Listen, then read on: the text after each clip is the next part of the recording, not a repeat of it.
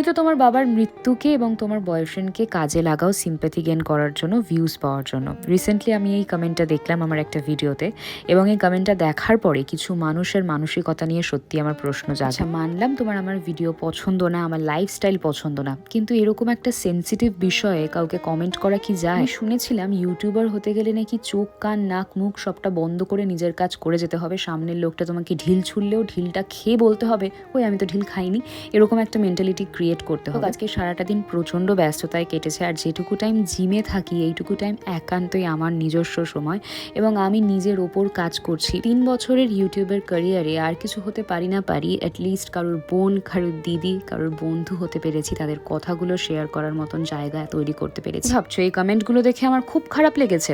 না না, খারাপ লাগে না, আমি তোমাদের সঙ্গে এগুলো শেয়ার করলে মনটা একটু হালকা হয়, তাই আর কি। তো আজকে শাউট আউট পাচ্ছে আর মিত্রা, তোমাদের সকলের সঙ্গে দেখা হচ্ছে কাল। সাবস্ক্রাইব করে দিও না প্লিজ।